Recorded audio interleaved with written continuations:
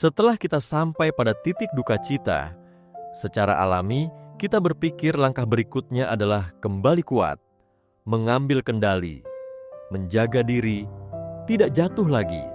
Namun arah yang muncul justru berbeda. Berbahagialah orang yang lemah lembut. Disinilah cara kita mulai berbenturan, karena dalam kehidupan sehari-hari, lemah lembut hampir selalu dianggap sebagai kelemahan. Yang dihargai adalah yang cepat bereaksi, yang mampu membalas, yang bisa mempertahankan posisi. Dalam dunia seperti itu, lemah lembut terlihat seperti kalah. Tapi makna yang dimaksud di sini tidak berada di permukaan itu. Lemah lembut bukan ketiadaan kekuatan. Ini adalah kekuatan yang tidak dipakai untuk menguasai. Ada orang yang tidak membalas karena tidak mampu. Ada juga yang tidak membalas karena memilih. Perbedaannya besar. Yang pertama, tidak punya daya. Yang kedua, punya daya, tapi tidak dikendalikan oleh dorongan itu. Dan disitulah kita mulai melihat apa yang dimaksud. Lemah lembut bukan tentang terlihat tenang. Ini tentang apa yang terjadi di dalam. Ketika kita punya alasan untuk bereaksi, saat kita bisa mempertahankan diri, tapi tidak menjadikan itu pusat. Saat kita bisa menekan, tapi tidak memilih jalan itu. Bukan karena kita lemah, tapi karena kita tidak lagi digerakkan oleh kebutuhan untuk menang. Kalau kita tarik ke belakang, ini tidak muncul tiba-tiba. Seseorang yang sudah sampai pada kesadaran bahwa ia tidak berdiri dari dirinya sendiri dan sudah melewati duka cita karena melihat dirinya dengan jujur, tidak akan keluar menjadi orang yang keras. Ada sesuatu yang berubah. Ia tidak lagi perlu membuktikan diri, tidak lagi perlu mengamankan posisi, tidak lagi harus selalu berada di atas. Dan itu terlihat dalam cara ia merespons. Bukan karena ia tidak punya kekuatan, tapi karena ia tidak lagi diperbudak oleh kekuatan itu.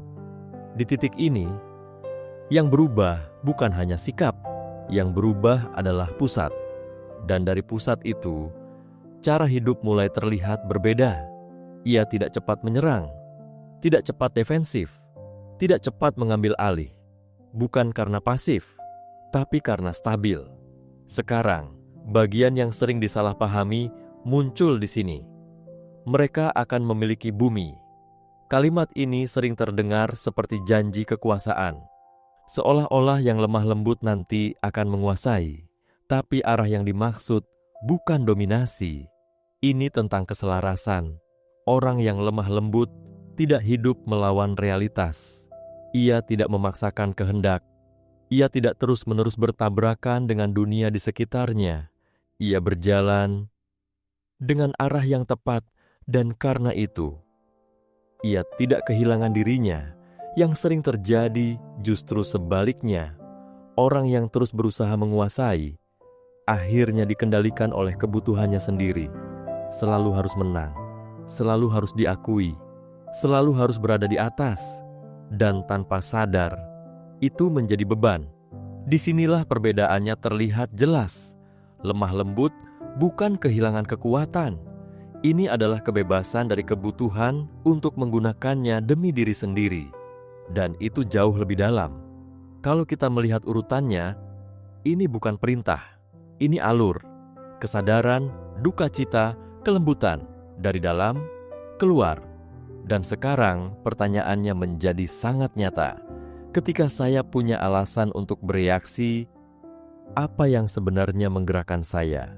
Kebutuhan untuk mempertahankan diri, atau sesuatu yang sudah lebih stabil di dalam?